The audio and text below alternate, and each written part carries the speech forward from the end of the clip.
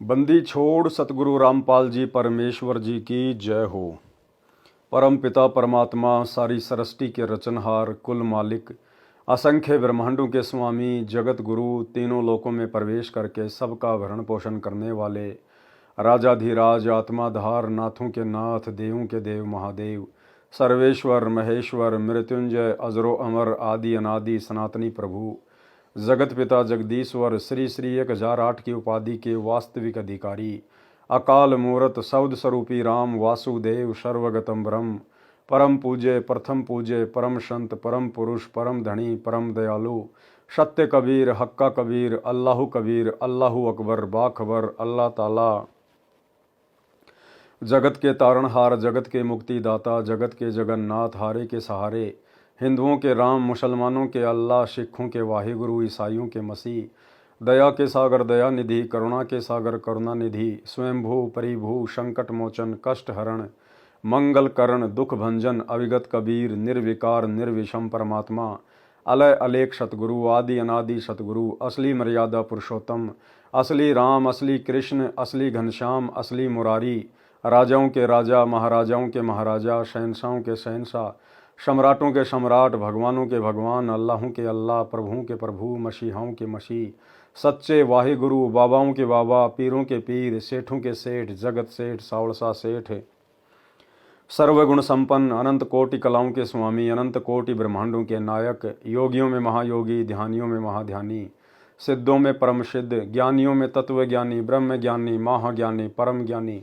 सर्वश्रेष्ठ ज्ञानी विज्ञानी युवा कबीर समरथ कबीर असमवात अमित ओजा सच्चे रहनुमा करीम अल्लाह सुभान अल्लाह दुनिया के अंतिम पैगंबर 8 सितंबर 1951 से गांव धनाना जिला सोनीपत हरियाणा भारतवर्ष की पावन भूमि पे प्रकट रियल कल की भगवान श्री नारायण साकार हरि श्री बाबा साहिब शब्द स्वरूपी राम संत श्रोमणी सतगुरु रामपाल जी परमेश्वर जी के चरण कमल में साध संगति से जुड़े हुए देश विदेश से आपरम सभी सत्सेवक भाई बहनों का अनंत कोटि दंडवत प्रणाम। सत्साई भाई और बहनों, दया पूज्य गुरुदेव भगवान की सारी सृष्टि के रचनहार की सतगुरु रामपाल जी परमेश्वर जी की जिनके शुभ आशीर्वाद से विशेष आशीर्वाद से आपरम सभी सत्सेवक आत्माएं गुरुदेव के तत्व ज्ञान को आधार बनाकर अपनी आत्मा के कल्याणार्थ हेतु साध संगति से जुड़कर निरंतर भक्ति मार्ग पर आगे की ओर बढ़ रहे हैं।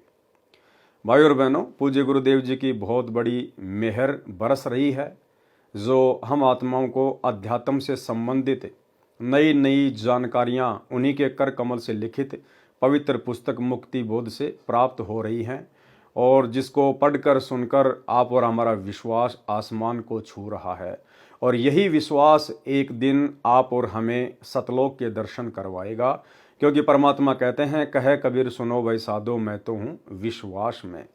तो गुरुदेव हमें मिलेंगे, लेकिन कब? जब हम पूर्णतया विश्वास कर लेंगे, आंख बंद करके ब्लाइंड फेथ कर लेंगे कि इस सृष्टि में यदि कोई एकमात्र कबीर परमेश्वर है तो सतगुरु रामपाल जी परमेश्वर हैं, उनके अलावा और कोई भगवान कहीं नहीं है।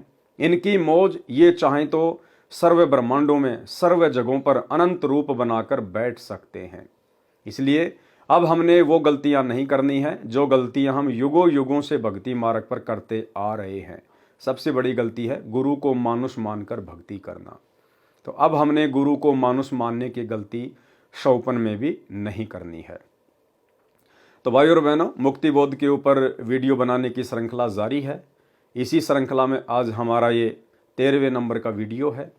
प्रत्येक वीडियो में गुरुदेव के आशीर्वाद से हमें बहुत कुछ नया सीखने को जानने को मिलता है। आज गुरुदेव भगवान ने काशी में जो भंडारा हुआ था शॉर्ट में उसका हल्का सा जिक्र किया है।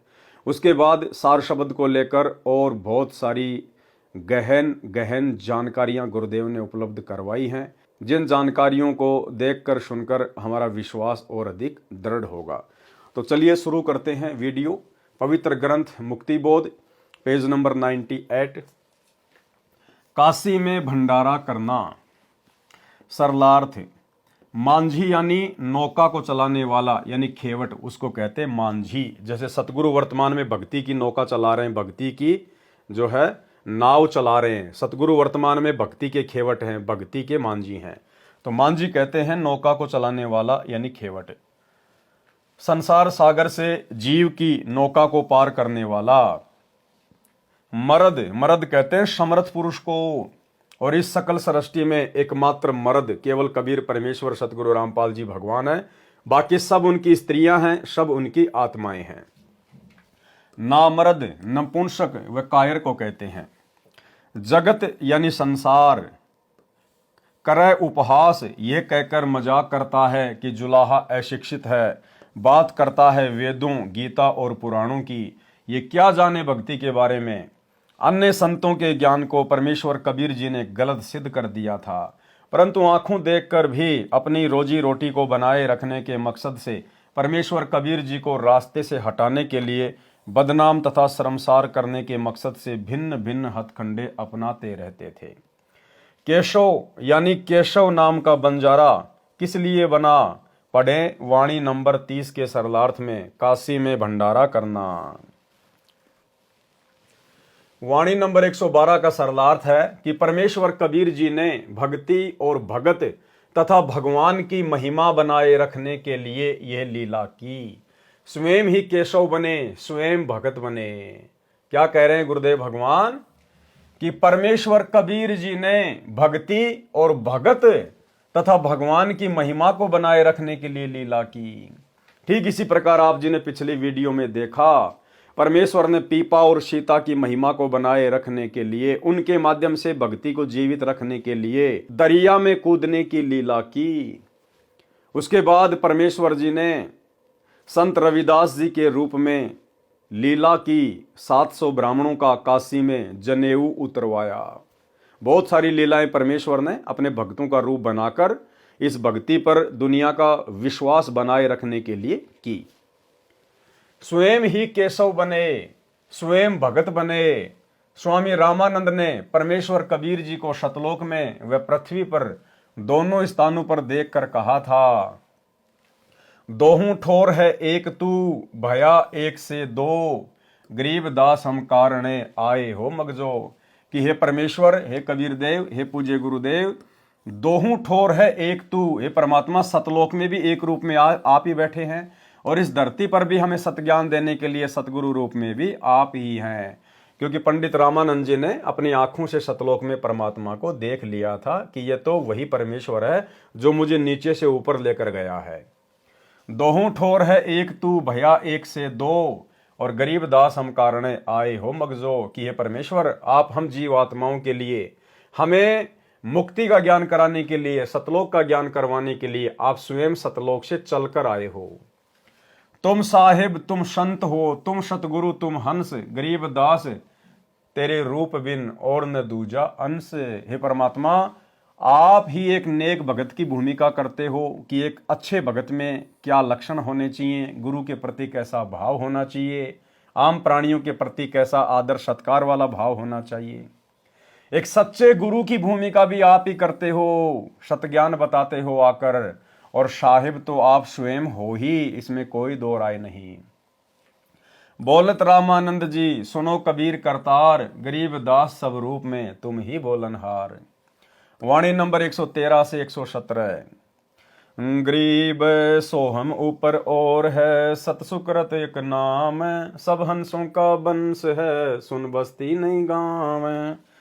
गरीब सोहम ऊपर और है, सुरती नृति का नाहा, सोहम अंतर पैठ कर सतसुकृत लोला। गरीब सोहम ऊपर और है, बिन मूल का फूल, ताकि गंध सुगंध है, जाकू पलक न भूल। गरीब सोहम ऊपर और है, बिन बेली का कंद, राम रसायन पीजिए अविचल अति आनंद। देखो क्या कहा जा रहा है भाई और बहनों, यहां पर सार शब्द की महिमा बताई जा रही है, सार नाम की महिमा। सोहम ऊपर और है, यानी सतनाम के ऊपर एक नाम और है, वो क्या है, बिन बेली का कंद। अब बताओ, नाम कोई बेल के थोड़ी लगता है, जो परमात्मा कहते हैं कि वो बिना बेली का कंद है। सतनाम के बाद में जो सार नाम दिया जाता है, जो सार शब्द है, वो स्वयं सतगुरु रूप होता है। यानी सतनाम की कमाई से हमारे अंदर इस बात का एहसास होना शुरू हो जाना चाहिए कि धरती पर यदि कोई वर्तमान में परमात्मा है तो मेरा गुरुदेव भगवान है। तो परमात्मा कहते हैं कि सतनाम के बाद में जो सारनाम है, जो सार शब्द है, वो क्या है? सोहम ऊपर और है, बिन बेली का कंद। बिन बेली का कंद यानी वो कबीर भगवान, वो कबीर परमात्मा जो किसी माँ से पैदा नहीं हुआ। जैसे कोई ऐसा पेड़ हो, कोई ऐसा फल हो जो बिना बेल के पैदा होता हो, इसी प्रकार से परमात्मा कह रहे हैं कि बिन बेली का कंद, यानी वो परमात्मा किसी माँ से जन्म नहीं लेता। तो यहां सार शब्द के विषय में कहा जा रहा है, सार नाम के विषय में कहा जा रहा है। गरीब सोहम ऊपर और है, बिन बेली का कंद, यानी वो जो है, जो बिन बेली का जो कंद है वो स्वयं कबीर भगवान है, सतगुरु रामपाल जी परमेश्वर है, जो किसी माँ के गर्भ से जन्म लेकर उत्पन्न नहीं हुए हैं। राम रसायन पीजिए अविचल अति आनंद, गरीब सोहम ऊपर और है, कोई एक जान भेव। यानी सतनाम के बाद में जो सारनाम है, जो सार शब्द है, यानी स्वयं जो कबीर भगवान है, उसको तो कोई एक ही जानेगा, कोई कोई जानेगा उसको। क्योंकि सतगुरु रूप में परमात्मा की पहचान करना कोई बच्चों का काम नहीं है, ये परमात्मा स्वयं ही दया बख्शता है, तभी जीव इनको पहचान पाता है। गरीब सोहम ऊपर और है, कोई एक जाने भेव, यानी कोई एक ही उसका भेद जान पाता है। गोपी गोसाई गैब धुनी जाकी कर ले सेव। आगे परमेश्वर ने इन वाणियों के सरलार्थ में बहुत अच्छे से समझाया है, ध्यान से सुनना है।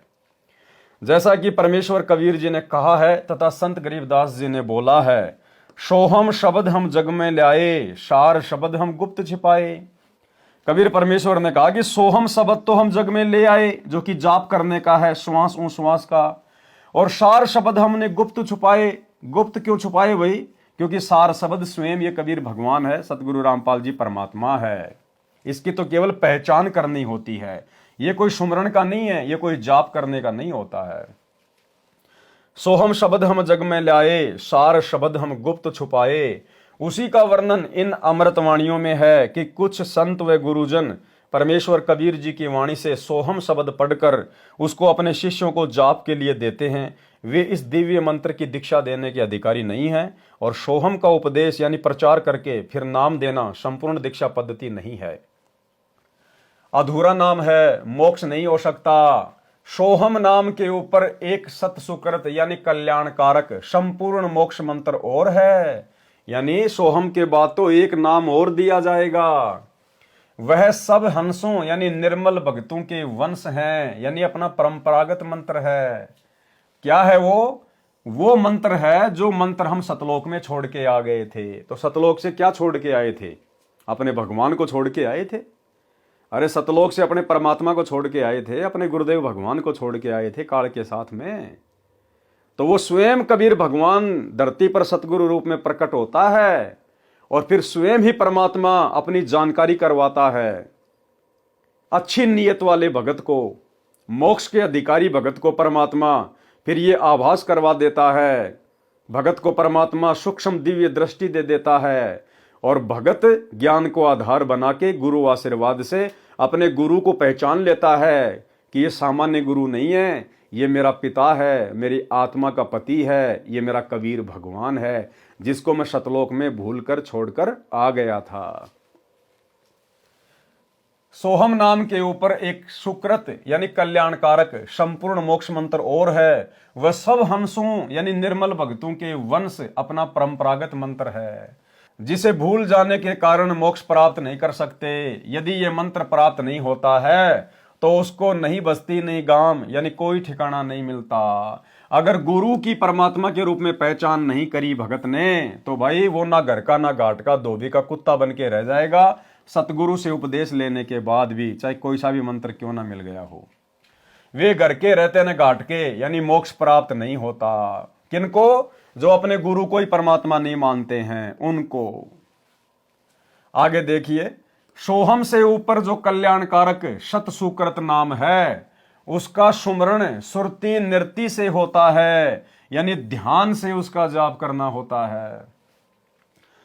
यह पॉइंट विशेषकर उन सभी भगत भाई बहनों के लिए है जो भगत भाई बहन वर्तमान में जल्दबाजी में, देखा देखी में, भेड़ चाल में गुरुदेव भगवान के 2014 बरवाला कांड के बाद जेल जाने के बाद जिन्होंने इन सतलोक आश्रमों में जा जाके 15,000 रुपए दे दे के या 15,000 रुपए का संकल्प कर करके जिन्होंने वो सार नाम ले लिया, वो 3 नाम का मंत्र ले लिया, ये उन भगत भाई बहनों के लिए बहुत विशेष पॉइंट है। क्या कह रहे हैं परमात्मा सार नाम के बारे में? सोहम से ऊपर जो कल्याणकारक सत्सुकृत नाम है उसका स्मरण सुरती नृत्य से होता है, यानी ध्यान से उसका जाप करना होता है।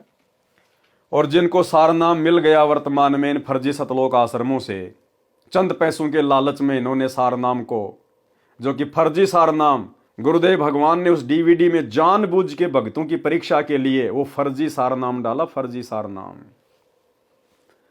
और भगत उसको लेके अपने आप को धन्य समझ रहे हैं और दुर्गति सबकी ज्यों की त्यों है। परमात्मा कहते हैं उसका तो सुरती नृत्य से ध्यान से स्मरण होता है, चिंतन करना पड़ता उसका। वो मुंह से जाप नहीं किया जाता, श्वासों से जाप नहीं किया जाता। और यहां तो 3 मंत्र दिए गए उन भक्तों को और तीनों मंत्रों का वो जाप कर रहे हैं। परमात्मा क्या कह रहे हैं सार नाम के विषय में? तो गुरुदेव कहते हैं जो सार नाम है उसका सुमरण नहीं किया जाता, उसका स्मरण है। और उसका स्मरण कैसे किया जाता है? सुरती नृत्य से। सुरती नृत्य से होता है, यानी ध्यान से उसका जाप करना होता है। तो सबसे पहली बात तो संगत बेचारी सार नाम के नाम पर ठगी गई 2014 बरवाला कांड के बाद से, क्योंकि देखा देखी भेड़ चाल, ये परीक्षा का समय था। लोगों ने ना तो विश्वास किया अपने गुरुदेव भगवान पर, फिर क्यों भक्ति कर रहे थे भाई? जब आपको इतना ही विश्वास नहीं है कि हमारे गुरुजी कभी जेल से बाहर आएंगे, फिर क्यों भक्ति कर रहे हो?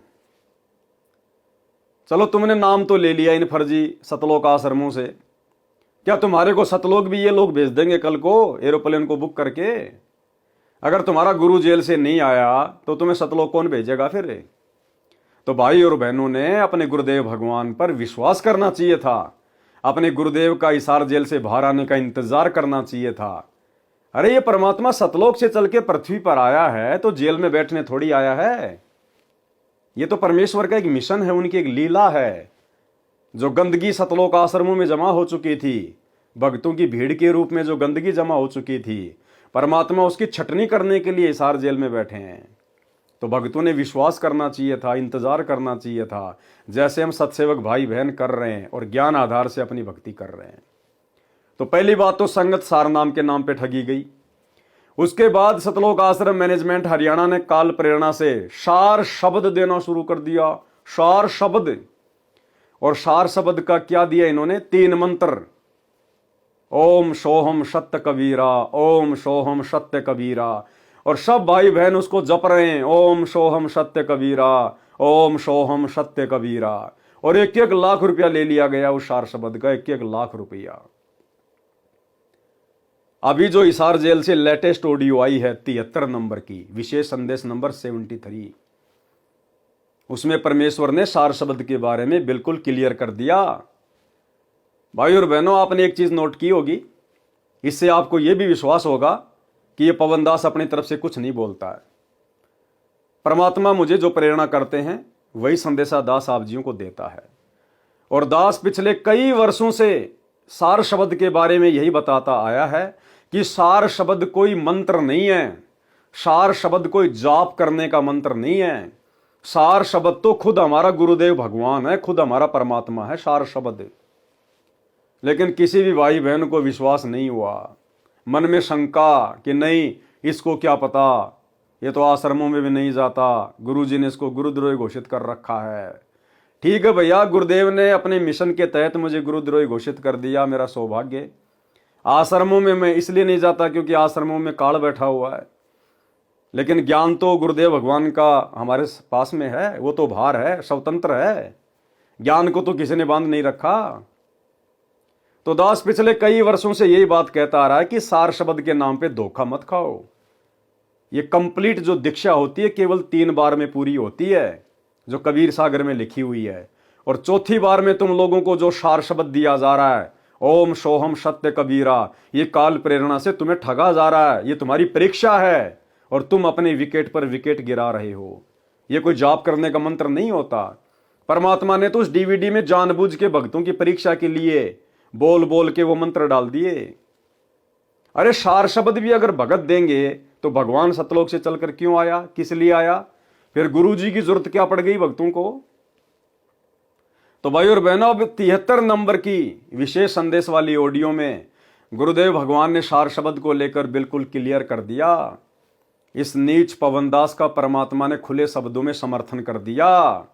और गुरुदेव कह रहे हैं कि सार शब्द कोई जाप करने का मंत्र नहीं है, सार शब्द कोई मंत्र नहीं है।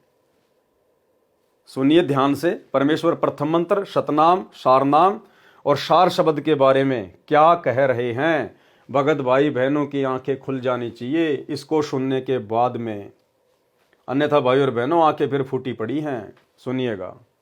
पहले तो प्रथम मंत्र ऐसा गजब का, उसके बाद आपको सतनाम दिया जाता है स्टेप बाय स्टेप।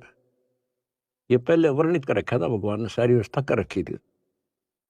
अब आपको 5-6 साल का मौका दिया जाता है श्वास उश्वास का खूब श्रवण करा करो। हम सार नाम जब देते हैं ताकि तुम दृढ़ हो जाओ और ये फिर बर्बाद ना कर लो। मोक्ष होगा सतनाम से, यानी मोक्ष का मतलब है कि यहां से पीछा छुटेगा सतनाम तक। और सार नाम तो भगवान का है, एक बेट मजा बैठाओगा तुमने वहां पर यहां से आपका झंझट मिटा जब बात ऊपर चल लेंगे। तो सांस का सुमन करा करो खूब डट के, और सार नाम मिलने पास फिर उसकी रगड़ ला दे।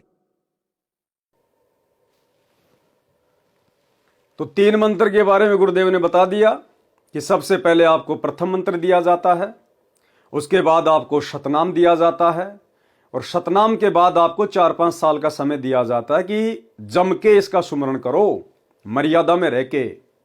उसके बाद फिर आपको सारनाम दिया जाएगा, और सारनाम तो उस समय दिया जाएगा जब आपके सारे झंझट समाप्त हो जाएंगे। सारे झंझट का मतलब है काम, क्रोध, लोभ, मोह, अहंकार, राग, द्वेष, ईर्ष्या, छल, कपट।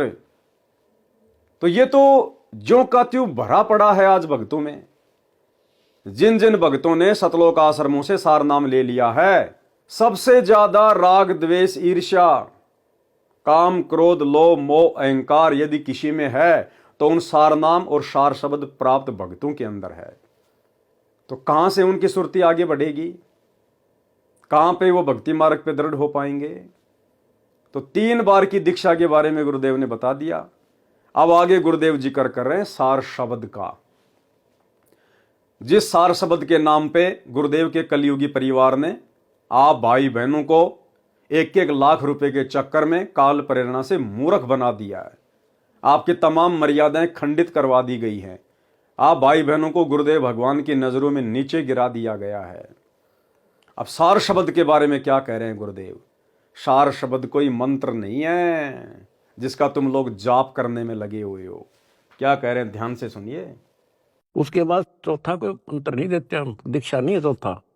उसके बाद चौथा कोई मंत्र नहीं देते हम, दीक्षा नहीं है चौथा। उसके बाद चौथा कोई मंत्र नहीं देते हम, दीक्षा नहीं है चौथा। चौथे जो सार शब्द है उसमें आपकी भक्ति को सैचुरेट किया जाता है, उसको और प्रगाढ़ किया जाता है, और वो सिमरण मिलने के बाद फिर जल्दी छूट जाओगे। उससे पहले सतनाम बहुत जरूरी है। सतनाम का सिमरण जब पूरा ना हुआ तो ये काम नहीं करेगा। और कोई हमने शौक थोड़ा है आपसे में सार शब्द ना जाएंगे, सार नाम ना दे, आपके लिए तो खड़े हो रहे हैं। पर समय पर देता डॉक्टर, समय से पहले फोड़ेगा, चीरा ना करे। तो मरीज कुछ भी कहता रहे, उस डॉक्टर ने अपने हिसाब से चलना होता है। तो भाई और बहनों, आपने सुन लिया सार शब्द के विषय में कि सार शब्द कोई मंत्र नहीं है, सार शब्द कोई दीक्षा नहीं है, कोई जाप करने का मंत्र नहीं है सार शब्द। और आप लोग सारा दिन ओम सोहम सत्य कबीरा, ओम सोहम सत्य कबीरा, 1-1 लाख रुपए देके ठगे गए आप लोग। क्या कह रहे हैं गुरुदेव भगवान, यही हम चीख रहे हैं, हम चिल्ला रहे हैं पिछले 7-8 वर्षों से कि मूर्ख मत बनो, ये परीक्षा का समय है, गुरु देख रहा है। वो बालक नहीं है, बेबस नहीं है, लाचार नहीं है जो सरकार ने पकड़ के जेल में बैठा दिया और बाहर नहीं निकल पा रहा। वो अपनी मर्जी का मालिक है, वो छटनी करने के लिए बैठा हुआ है, और तुम इंतजार करो अपने गुरु का। लेकिन सत्सेवक भाई बहनों को छोड़कर किसी ने इंतजार नहीं किया, और ठोकरों पे ठोकर खा गए, ठोकरों पे ठोकर। तो जप लो, क्या मिलेगा उसको जपने से? कुछ नहीं मिलेगा, टट्टू भी नहीं मिलेगा, टट्टू भी। तो आगे क्या कह रहे हैं गुरुदेव भगवान? सोहम से ऊपर जो कल्याणकारक सत्सुकृत नाम है, उसका स्मरण सुरति नृति से होता है। अब स्मरण हमें गुरुदेव भगवान का करना है, परमात्मा के जो गुण हैं उनका करना है। गुरुदेव भगवान ने जो हमारे विषय विकारों को मिटाया है, उसके प्रति हमने गुरु की महिमा करनी है, हमने गुरुदेव भगवान की महिमा करनी है, चिंतन करना है कि परमात्मा कैसे दया करी आपने। पल पल भगत अपने गुरु को याद रखे, उसके गुणों को याद रखे, अपने गुरु के द्वारा किए गए उपकार को याद रखे, गुरु का बारंबार जो है धन्यवाद करे। उसको कहते हैं सुरति नृति से सुमरण करना। वो है सार शब्द, यानी सार शब्द यानी संपूर्ण रहस्य, फुल पावर शब्द। हम हैं शब्द, शब्द हम माही, हमसे भिन्न और कछु नहीं। ये है वो सार शब्द। शब्द यानी शक्ति, परमात्मा कुछ भी कर सकता है, इनसे ऊपर कोई नहीं। तो सार शब्द का मतलब होता है अपने गुरुदेव भगवान के गुणों का चिंतन करना, उनके द्वारा किए गए जो उपकार हैं उनको याद करना, गुरु का धन्यवाद करना, पल पल अपने गुरु जी को याद रखना, उनके अलावा अपने दिमाग को कहीं भी नहीं भटकने देना। उसको कहते हैं सार शब्द का स्मरण करना, सुरति नृति से, ध्यान से। और तुम क्या जाप कर रहे हो, परमात्मा क्या बता रहे हैं? और 73 नंबर की इस ऑडियो में आपने सुन लिया, गुरुदेव ने बिल्कुल क्लियर कर दिया कि सार शब्द कोई मंत्र नहीं है, कोई दीक्षा नहीं दी जाती। और आप लोग क्या कर रहे हो? तो भाई और बहनों, अभी भी समय है, साथ संगति से जुड़ जाओ, वरना जो गलतियां आप सतलोक आश्रमों से जुड़े हुए भाई बहनों ने कर डाली है, माफी नहीं है इन गलतियों की, माफी। आपने अपने गुरु भगवान पर अविश्वास प्रकट कर दिया, आपने उनका इंतजार नहीं किया। ये गलती क्षमा योग्य नहीं है। मौका है, गुरुदेव से नाग रगड़ के समय याचना करके साथ संगति के वीडियो देखना शुरू कर दो। सोहम से ऊपर जो कल्याणकारक सत्सुकृत नाम है, उसका स्मरण सुरति नृति से होता है, यानी ध्यान से उसका जाप करना होता है। सोहम नाम का जाप करते करते उस सार शब्द का भी जाप ध्यान से करना होता है। उसमें लो यानी लगन लगा। लगन किस में लगेगी? अपने गुरु में लगेगी, अपने परमात्मा में लगेगी। जो सार शब्द है वह सत्य पुरुष जी का जाप है। किसका जाप है? सत्य पुरुष का जाप है। जो सार शब्द है वह सत्य पुरुष जी का जाप है। उस परमेश्वर के कोई माता पिता नहीं है। अब देखो, बात चल रही है सार शब्द की, और क्या कहा जा रहा है? उस परमेश्वर के कोई माता पिता नहीं है। तो क्या हुआ सार शब्द? सार शब्द का मतलब वो परमेश्वर, वो परमात्मा, वो गुरुदेव भगवान, जिसका कोई माता पिता नहीं है। कौन हुआ सार शब्द? स्वयं गुरुदेव भगवान। ध्यान से पढ़ो। जो सार शब्द है वह सत्य पुरुष जी का जाप है। उस परमेश्वर के कोई माता पिता नहीं है, यानी उनकी उत्पत्ति नहीं हुई। बिन बेली, बिना बेल के लगा फूल है। क्या कह रहे हैं? बिन बेली, बिना बेल के लगा फूल है। बिना बेल के लगा फूल क्या हुआ? जिसके कोई माता पिता नहीं है, जिसको किसी ने पैदा नहीं किया हो, उसको कहते हैं बिन बेली, बिना बेल के लगा हुआ फूल। ये किसके विषय में बात हो रही है? सार शब्द के विषय में। क्योंकि आपने जस्ट पहले क्या पढ़ा? देखो, मालिक ने यहां लिखा हुआ है ना, गरीब सोहम ऊपर और है, बिन बेली का कंद। ये किसके बारे में हो रही है बात? सोहम ऊपर और है, यानी सतनाम के बाद में जो सार शब्द दिया जाएगा वो है बिन बेली का कंद। तो कौन है वो बिन बेली का कंद? कोई मंत्र नहीं है, स्वयं गुरुदेव भगवान है। और यहां भी वही बात हो रही है, यानी उनकी उत्पत्ति नहीं हुई। बिन बेली, बिना बेल के लगा हुआ फूल है, अर्थात स्वयंभू परमात्मा कबीर जी हैं। हो गया क्लियर? अर्थात स्वयंभू परमात्मा कबीर जी हैं। बात किसकी चल रही है? सार शब्द की। तो कौन है सार शब्द? स्वयं हमारे गुरुदेव भगवान। उसके सुमरण से अच्छा परिणाम मिलेगा, यानी सतलोक में उठ रही सुगंध आएगी। उस परमात्मा के सार शब्द को तथा उस मालिक को पलक भी ना भूलना, वही आपका उपकार करेंगे। वाणी नंबर 116 का सरलार्थ, वाणी नंबर 115 वाला ही सरलार्थ है। इसमें फूल के स्थान पर मेवा कहा है, कंद। उस परमेश्वर वाली इस सत्य भक्ति रूपी रसायन जड़ी बूटी पीजिए, यानी श्रद्धा से सुमरण कीजिए। जो अविचल सदा रहने वाला आनंद सुख यानी पूर्ण मोक्ष है वह प्राप्त होगा। जो सार शब्द सोहम से ऊपर है, आगे क्या कह रहे हैं परमात्मा? जो सार शब्द सोहम से ऊपर है, उसका भेद कोई कोई ही जानता है। जैसे वर्तमान में केवल सत्सेवक भाई बहन ही जान पाए हैं उस सार शब्द को, उसका भेद कोई कोई ही जानता है। गुप्त यानी अव्यक्त, गोसाई परमात्मा, गैब धुनी यानी उस जाप से स्मरण की आवाज बनती है, उसे धुन कहा है। उस मंत्र की सेव यानी पूजा करो। तो पूजा किसकी की जाती है? अपने गुरुदेव भगवान की जाती है। भाई पूजा किसकी करोगे? देव की करोगे ना। तो सबसे बड़ा देव कौन? अपना गुरु, देवों का देव महादेव। तो यहां क्या कहा जा रहा है? उस मंत्र की सेव यानी पूजा कर। तो पूजा तो भाई अपने गुरुदेव भगवान की करते हैं हम। वाणी नंबर 118। ग्रीब सुरती लगे और मन लगे, लगे निर्ति धुन ध्यान, चार जुगन की बंदगी एक पलक परवान। सरलार्थ, उस संपूर्ण दीक्षा मंत्र का सुमरण स्मरण ध्यान पूर्वक करना है। उसका स्मरण करते समय सुरती नृति तथा मन नाम के जाप में लगा रहे।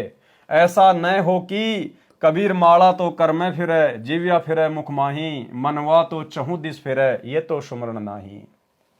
सुरती नृति तथा मन व श्वास यानी पवन के साथ सुमरण करने से, एक ही नाम जाप से 4 युगों तक की गई शास्त्र विरुद्ध मंत्रों के जाप की भक्ति से भी अधिक फल मिल जाता है। वाणी नंबर 119। गरीब सुरती लगे और मन लगे, लगे नृति तिस ठोर, शंकर बख्शा मेहर करी, उबर गई जदगोर। सरलार्थ, उपरोक्त विधि से स्मरण करना उचित है। उदाहरण बताया है कि जैसे शंकर भगवान ने कृपया करके पार्वती जी को गुप्त मंत्र बताया, जो प्रथम मंत्र ये दास रामपाल दास देता है, जो शास्त्रोक्त नाम है, और देवी जी ने उस स्मरण को ध्यानपूर्वक किया तो तुरंत लाभ मिला। वाणी नंबर 120। गरीब सुरती लगे और मन लगे, लगे नृति तिस माही, एक पलक ता संचरे, कोटि पाप अग जाही। सरलार्थ, उपरोक्त विधि के सुमरण यानी स्मरण से एक क्षण में करोड़ों पाप नष्ट हो जाते हैं। वाणी नंबर 121। गरीब अवगत की अवगत कथा, अवगत है सब ख्याल, अवगत सु अवगत मिले, कर जोर तब काल। सरलार्थ, अवगत की यानी दिव्य परम पुरुष परमेश्वर की अविगत कथा दिव्य कहानी है। उसका ख्याल यानी विचार विमर्श भी अविगत यानी अनोखा है, क्योंकि उसका किसी को ज्ञान नहीं होता। कोई प्रथम बार उस परमेश्वर की महिमा सुनता है तो अनोखी लगती है। उस परमेश्वर को अविगत से दिव्य मंत्र की साधना से अविगत मिले प्राप्त करते हैं, तो उस साधक के सामने कर जोरे तब काल यानी काल ज्योति निरंजन हाथ जोड़ता है और उसको शतलोक जाने में बाधा उत्पन्न नहीं करता। वाणी नंबर 122। गरीब अमर अनुपम कबीर आप हैं और सकल सब खंड, सूक्ष्म से सूक्ष्म सही पूर्ण पद प्रचंड। सरलार्थ, वह अमर अनुपम यानी अद्भुत परमात्मा स्वयं कबीर जी हैं। अन्य सब प्रभु खंड यानी नाशवान हैं, यानी खंडित होने वाले हैं। वह परमेश्वर सूक्ष्म से सूक्ष्म यानी समर्थ है। जैसे अणु से अधिक विस्फोटक परमाणु है, इसी प्रकार परमेश्वर परमाणु से भी अधिक सूक्ष्म होने से अधिक शक्तिमान है। और पूर्ण पद वह परम पद प्राप्त कराने वाले हैं। जहां जाने के पश्चात साधक फिर लौटकर संसार में कभी नहीं आते। वह परमेश्वर ऐसा प्रचंड यानी प्रबल है। राग प्रभाती से शब्द नंबर 8। कोई जन जानेगा भेव, शाख नहीं वह तो मूल है। यानी वो कबीर परमात्मा कोई शाखा नहीं है, वो तो भक्ति का मूल है। मूल जो अविनाशी है, अखंड है, जड़ है। ऊपरी मूल तले को डार, दिव्य चिस्मो तुम देखो रे निहारी, समाधान शाखा ने पात, कौन लखे साई की दाती। राता पीरा है आकाश, दमकू खोजो महतत बास, महतत में एक मूर्ति ऐन, मुरली मधुर बजावे बैन, अक्षय वृष अस्तान हमार, खेलो हंसा अधिक आधार। यानी सतलोक की बातें कर रहे हैं परमात्मा, वहां कितने सुख हैं। कोटिक ब्रह्मा धरते ध्यान, कोटिक शंभु है सुरज्ञान, नारद विष्णु रटते शेष, कोई न जाने सतगुरु उपदेश। सनक सनंदन है ल्योलीन, यानी सनक और सनंदन जो ब्रह्मा जी के 4 पुत्र हैं, वो भी उस परमात्मा की प्राप्ति में लगे हुए हैं। सनक सनंदन है ल्योलीन, ध्यान धरे सतगुरु दुर्बीन। जनक विदेही और सुखदेव, गोरख दत्त करत हैं सेव। कोटि कला त्रिवेणी तीर, दास गरीब भजी अवगत कबीर। वाणी नंबर 123। गरीब अदम उदाहरण भक्ति है, अदम उदाहरण नाम। अदम उदाहरक संत हैं, जिनकी मैं बलि जाऊं। सरलार्थ, संत गरीबदास जी ने बताया है कि जो शास्त्र अनुकूल भक्ति है उससे अधम यानी नीच अपराधी व्यक्ति का भी उद्धार हो जाता है। अधम उद्धारक भक्ति है सतगुरु रामपाल जी परमेश्वर जी की। इसलिए वह शास्त्र अनुकूल सतनाम वास्तविक नाम की साधना अदम उदाहरण नीचों का भी उद्धार करने वाली है। जो शास्त्र विधि अनुसार सत्य मंत्रों की भक्ति करने को कहते हैं वे संत भी अदम उद्धारक हैं, यानी पापियों का उद्धार करने वाले हैं, जिनकी मैं बलिहारी जाऊं, यानी उनका बार बार धन्यवाद करूं। किसका? सतगुरुदेव भगवान का। वाणी नंबर 124। गरीब गजगणिका और भिलैनी, सबरी प्रेम सहेत। केते पतित उधारिया, सतगुरु गावे नेत। सरलार्थ, पूर्व जन्म तथा वर्तमान जन्म में की गई भक्ति की शक्ति से परमात्मा ने अनेकों की सहायता की। जैसे गज यानी हाथी और मगरमच्छ के युद्ध में हाथी को बचाया, एक वैश्या यानी गणिका को ज्ञान समझाकर शरण में लेकर उसका उद्धार किया। सबरी यानी भिलनी का उद्धार भी पूर्व जन्म के संस्कार से हुआ। अब भाई और बहनों बताओ, भिलनी का जो कि त्रेता युग में थी, अब भिलनी की कथा तो श्री रामचंद्र जी के साथ में जुड़ी हुई है। यहां परमेश्वर ने अपने ग्रंथ में जिक्र किया है कि परमात्मा के साथ में जुड़ी हुई है। इसका मतलब त्रेता युग में श्री रामचंद्र जी के रूप में जिसने भिलनी के जूठे बेर खाए थे वो दशरथ पुत्र श्री रामचंद्र जी नहीं थे, वो तो राजा थे भाई। उनमें तो अहंकार होता है, मान बढ़ाई होती है, वो किसी की जूठन खाने वालों में से नहीं थे। वो रामचंद्र जी का रूप बनाकर उस समय अपनी भगत के लिए, अपनी आत्मा के लिए यही कबीर परमात्मा सतगुरु रामपाल जी भगवान गए थे। सबरी यानी भिलनी का उद्धार भी पूर्व जन्म के संस्कार से हुआ। ऐसे ऐसे कितने पतित यानी पापियों का उद्धार किया। सतगुरु जी बताते हैं कि नेति यानी न इति, कोई अंत नहीं, इतने पापियों को पार किया। तो जो भक्ति करेगा वह किसी न किसी जन्म में पार हो जाएगा। अब देखो, सारे खेल भाई और बहनों ये परमात्मा ही खेलता है। आज से पहले हम जितने भी देवी देवताओं की, ब्रह्मा विष्णु महेश की, राम और श्री कृष्ण जी की जो कथाएं सुन रहे हैं, उन्होंने उसका उद्धार कर दिया, उसका उद्धार कर दिया। ये केवल मार पीट सकते हैं, ये केवल संहार कर सकते हैं, ये अपने कर्म खराब करके यहां से जा सकते हैं। ये किसी का उद्धार नहीं कर सकते, क्योंकि इनका खुद का उद्धार नहीं है। इनके खुद के पास में अदम उद्धारक भक्ति नहीं है। ये दूसरों का उद्धार कहां से कर देंगे? तो इनके रूप में जितनी भी अद्भुत लीलाएं की, अपनी आत्माओं को पार करने की, भक्ति पर लगाने की, स्वयं कबीर परमेश्वर जी ने ही की। एक शब्द है गुरुदेव भगवान का, संतों की महिमा अपरंपार, पूर्ण ब्रह्म मिले करतार। इस शब्द में उन सभी महान महान आत्माओं का जिक्र है, बड़े बड़े परम भक्तों का जिक्र है। इससे हमें भली भांति समझ में आ जाएगा कि भले कोई श्री कृष्ण जी की भक्ति करता था, भले कोई श्री रामचंद्र जी की भक्ति करता था, भले कोई ब्रह्मा विष्णु महेश को पूजता था, आज जिन जिन भक्तों के, भक्तमतियों के नाम हैं, उन सबको उनके इष्ट रूप में, जिसको भी वो अपना पूज्य देव मानते थे, राम कृष्ण ब्रह्मा विष्णु महेश, उन देवी देवताओं के रूप में इसी कबीर परमेश्वर सतगुरु रामपाल जी भगवान ने ही जाकर उनकी मदद की, उनकी महिमा बनाई और उनको भक्ति के योग्य बनाया, मोक्ष के योग्य बनाया। इस शब्द से हमें सब समझ में आएगा। संतों की महिमा अपरंपार, पूर्ण ब्रह्म मिले करतार। संतों की महिमा अपरंपार, पूर्ण ब्रह्म मिले करतार। संतों की महिमा अपरंपार, पूर्ण ब्रह्म मिले करतार। यानी जिन भी आत्माओं को भक्ति के लिए जो मिला है वो पूर्ण ब्रह्म करतार मिला है। कबीर भगवान सतगुरु रामपाल जी ही उन आत्माओं को मिले हैं। आज मारे आए संत सुजान, तन मन धन वारूंगी प्राण। प्राण, आज मारे आए संत सुजान, तन मन धन वारूंगी प्राण। आज हमारे आए संत सुजान, आज स्वयं वो कबीर परमात्मा संत रूप धारण करके, सतगुरु रूप धारण करके पृथ्वी पर आ चुके हैं, हमारे घर में प्रकट हो चुके हैं, क्योंकि हमने घर में उनका दरबार लगा दिया। अब मैं उनके ऊपर अपना तन मन धन सब कुछ वार दूंगा, न्योछावर कर दूंगी। चरण कमल रज डारो शीस, मानो आप मिले जगदीश। चरण कमल रज डारो शीस, मानो आप मिले जगदीश।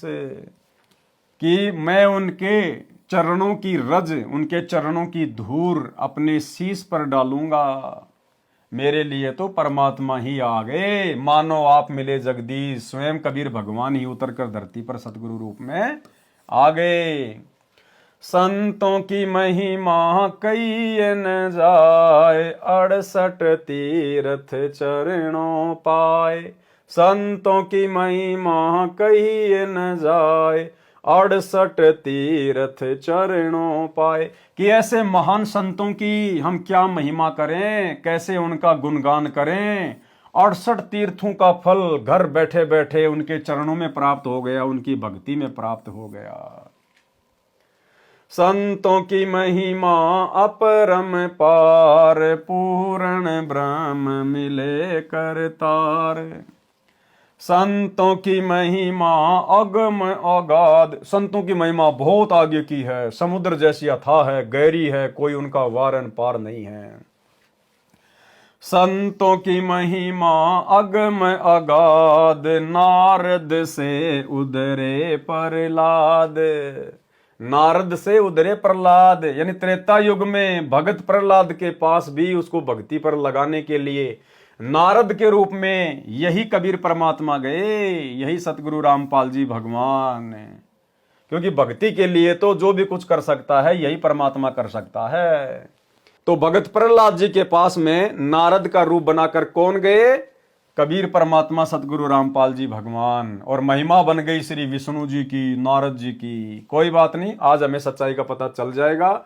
आज उन सब की महिमा फीकी पड़ जाएगी और एकमात्र पूरे विश्व में, पूरे ब्रह्मांड में, तीनों लोकों में गुरुदेव भगवान की महिमा चलेगी। धुरु भेटे नारद निर्बान, अमरपुरी पर रचे विमान। धुरु को भी यही कबीर परमात्मा सतगुरु रामपाल जी भगवान मिले थे। जब धुरु तपस्या करने के लिए जंगल में जा रहा था तो नारद का रूप बनाकर यही कबीर परमेश्वर सतगुरु रामपाल जी भगवान मिले और धुरु को अपना शिष्य बनाया। और उसके बाद अमरपुरी पर रचे विमान, धुरु के लिए परमात्मा ने अलग से नगरी की रचना कर दी, धुरुपुरी की। संतों की महिमा अपरम पार, पूर्ण ब्रह्म मिले करतार। कि हमारा सौभाग्य जो संत रूप में हमें पूर्ण ब्रह्म करतार मिल गया, सारी सृष्टि का मालिक कबीर भगवान मिल गया। संतों की महिमा अगम अगाध, बूढ़ंत राखे गज गिरहा। यानी जो मगरमच्छ और हाथी की जब लड़ाई हो रही थी आपस में, उनका जब शक्ति वो प्रदर्शन हो रहा था, तो डूबते हुए हाथी को किसने बचाया? उसकी ररंकार धुन से। उसने डूबते हुए ररंकार भाव से तड़प के साथ में राम भी नहीं बोल पाया था, इस कसक के साथ उसने भगवान को याद किया, जिसको भी वो मानता था, जानता था, पूजता था आत्मा से। और यही परमात्मा, क्योंकि आत्मा तो हम सब इसी की है, चाहे वो जानवर हो, चाहे पक्षी हो, चाहे इंसान हो, चाहे देवता हो, आत्मा हम इसी कबीर भगवान सतगुरु रामपाल जी की है। तो परमात्मा कहते हैं पानी में डूबते हुए गज यानी हाथी की जीवन रक्षा भी इसी परमेश्वर ने की थी। संतों की महिमा निश्चल थीर, द्रौपदी सुता के बढ़ गए चीर। अब द्रौपदी का चीर किसने बढ़ाया? आम समाज में नाम चल रहा है श्री कृष्ण जी का, जबकि श्री कृष्ण जी को तो पता भी नहीं था। वो तो उस समय रुक्मिणी के साथ अपने महल में चौपड़ पासा खेल रहा था, शतरंज खेल रहा था। उस समय द्रौपदी का चीर भी दुशासन से इसी कबीर परमात्मा सतगुरु रामपाल जी भगवान ने बढ़ाया था, अनंत कर दिया था। द्रौपद सुताकू दीन लीर जौके अनंत बढ़ाए चीर, खेचत खेचत खेच कसीसा और सिर पर बैठे हैं जगदीशा। ये है वो परमात्मा जो गुप्त रूप में सारे कार्य अपने भक्तों के संवार देते हैं। संतों की महिमा अपरम पार, पूर्ण ब्रह्म मिले करतार। संतों की महिमा अधिक सुमेर, संतों की महिमा सुमेर पर्वत से भी बड़ी है, उससे भी ऊंची है। भिलनी के खाए झूठे बेर। अब बताओ भिलनी के झूठे बेर किसने खाए? क्योंकि यहां पर तो संत की महिमा चल रही है। अब श्री रामचंद्र जी कोई संत थोड़ी थे, वो तो राजा के बेटे थे, उन्होंने कोई सत्संग थोड़ी किए थे, वो कोई सतगुरु थोड़ी थे, कोई वो तत्वदर्शी थोड़ी थे, वो किसी को नाम दीक्षा थोड़ी दिया करते थे। अगर श्री रामचंद्र जी संत थे और वो नाम दीक्षा दिया करते थे, क्योंकि संत तो नाम दीक्षा भी देंगे, तो दो चार उनके कोई चेले तो बता दो जिनको उन्होंने नाम दीक्षा दी हो। तो यहां पर संतों की महिमा गाई जा रही है। और संत भाई और बहनों, पूरी सृष्टि में एक ही है, कबीर भगवान सतगुरु रामपाल जी। तो भिलनी के झूठे बेर ये किसने खाए? पूज्य गुरुदेव ने, कबीर भगवान ने, श्री रामचंद्र जी का रूप बनाकर, क्योंकि महिमा यहां परमात्मा की चल रही है। संतों की महिमा अधिक सुमेर, भिलनी के खाए झूठे बेर। संतों की महिमा निश्चल अंक, वाल्मीक का बाजा शंख। अब द्वापर युग में जो पांडव अपना स्वमेघ यज्ञ कर रहे थे और उसमें जो शंख बजाया था वो किसने बजाया था? वाल्मीकि रूप में, सुपथ सुदर्शन रूप में। किसने? कबीर भगवान सतगुरु रामपाल जी ने।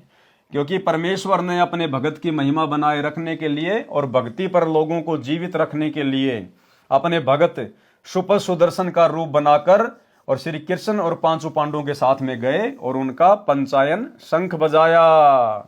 संतों की महिमा निश्चल अंक, वाल्मीकि का बाजा शंख। संतों की महिमा अपरम पार, पूर्ण ब्रह्म मिले करतार। संतों की महिमा अमन अमान, देखो गणिका चढ़ी विमान। गणिका 650 साल पहले काशी में गणिका बहन, जिसने सत्संग सुना, जिसको ज्ञान हो गया, अपने पाप कर्मों से, अपनी वेश्यावर्ती वाले धंधे से आत्मग्लानि हो गई, सतगुरु की शरण में आ गई। तो अंत समय में उस गणिका को विमान में बैठा कर स्वर्ग में किसने भेजा? कबीर परमात्मा सतगुरु रामपाल जी भगवान ने। चमरा जुल्हा तर गए और छिपा नाई रे, गणिका चढ़ी विमान में सुरगापुर धाई रे। परमात्मा ने उसको बारंबार मां के गर्भ में नरक में नहीं आने दिया। परमेश्वर ने उस आत्मा को डायरेक्ट स्वर्ग में भेज दिया इस कलयुग की पिछली पीढ़ी तक। अब परमेश्वर उसको जन्म देंगे या दे दिया होगा। आप और हम निकम्मे थे जो बार बार मां के गर्भ से आ रहे हैं। काशीपुरी कबीर कमाल, गए भी बालद आई रसाल। काशी में जो भंडारा हुआ था, भंडारा किसने किया? वो बालद कहां से आई थी? 9 लाख बोडी भरी विशंबर दिया कबीर भंडारा। उस भंडारे को किसने सफल किया था? कबीर परमात्मा सतगुरु रामपाल जी भगवान ने। क्योंकि संतों की महिमा चल रही है। संतों की महिमा अपरम पार, पूर्ण ब्रह्म मिले करतार। कि संतों की महिमा क्या कहें, अपरंपार है, समुद्र जैसी अगाध अथाह है। आज हमें स्वयं वो भगवान मिल गया, वो संत मिल गया, पूर्ण संत मिल गया सतगुरु रूप में। दिया भंडारा जन रैदास, कनक जनेऊ पद प्रकाश। अब देखो, कल बात चल रही थी, कल के वीडियो में यही तो रविदास जी वाला मैटर था कि रविदास जी ने 700 ब्राह्मणों का रूप बनाया, 700 ब्राह्मणों का जनेऊ उतरवाया। तो यही तो हम कह रहे थे कि वो रविदास जी करने वाले नहीं थे, रविदास जी के रूप में वो लीला परमात्मा ने की थी। तो आ गई यहाँ बात है कि दिया भंडारा जन रैदास, उस रानी ने रविदास जी को भंडारे में बुलाया और कणक जनेऊ यानी सोने का जनेऊ दिखाया, पद प्रकाश, उन ब्राह्मणों को अपने शरीर में सोने का जनेऊ दिखाया। किसने?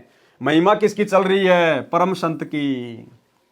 संतों की महिमा कई न जाए, पीपा कूद पड़े दरियाए।